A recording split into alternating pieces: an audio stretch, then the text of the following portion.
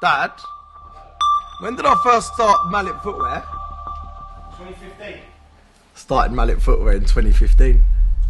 All from one drawing. I got doubted more than anyone you could ever imagine growing up. I have difficulties reading and writing. I'm dyslexic. I don't know my timetables. And anything I've ever done, I've struggled in. I was doubted from school. I was always sort of worthless. I could never get in front when it comes to like academics and things like that. But I always knew that I could earn a few quid. And it weren't until I got my teeth into something and thought, hold on, I can make something of myself here, that I become an absolute sicko. I started Mallet because I wanted to make a shoe that was accessible for everybody. So at the time, this is when shoes started getting really, really expensive and things was £500–600 a shoe. So I wanted to make something the same sort of quality, even better, at a more affordable price for everyone.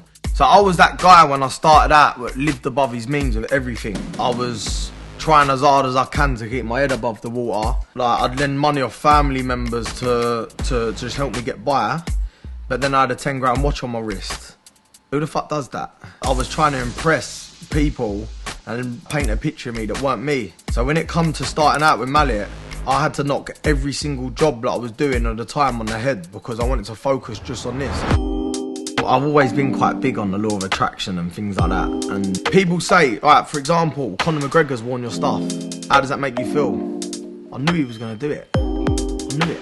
will.i.am wearing your stuff. Craig David selling out concerts wearing your stuff. Most of the rappers are in the scene wearing my stuff. I set goals for these sort of things. It was all my plan. Giving back's one of them things where I've got that sort of thing inside me where I want to help people. When it comes to it, if I'm sitting there watching the news and I see something like bad happening I feel like I can help with, then I think I'm the first one that wants to get involved in it. And I feel like it's a big thing to keep going forward. Like, I met Fredi, who was a big part of my journey. I'd say the biggest. He was terminally ill and his last wish was to meet me. And I'm telling you now, meeting him and what he taught me changed my life. Changed my life, man.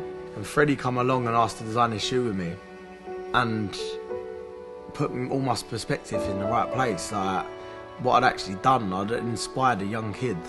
All I cared about was success at the time.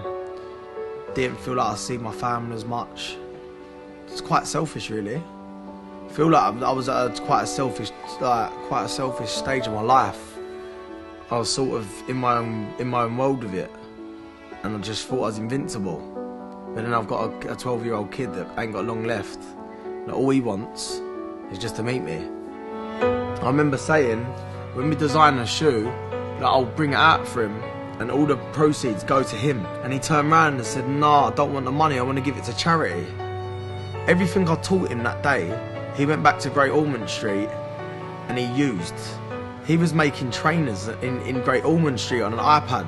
So Fredi was in his hospital room designing these shoes and putting them on his Instagram and like posting them on social media saying, "Concept by myself, these will never ever be made."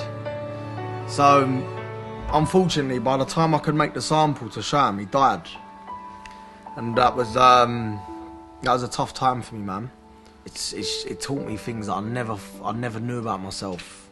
So I scrapped the initial idea of the shoe we designed together, and I designed the actual one that he did, the one that he wrote on his caption saying, "This will never be on sale." And I released them and donated all the money that he wished for to the charity. So I'd say that's up there on one of my biggest achievements. My goals for Mallet is to be bigger than anyone could have imagined. People could look at it now and say, "What more do you want?" I'm in so many luxury stores. I'm competing with more luxury brands than anyone could have ever thought.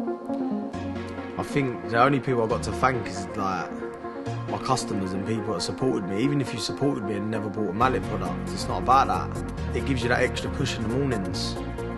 And I can't thank people enough for that. I'm looking to take this above and beyond and more than anyone could ever imagine.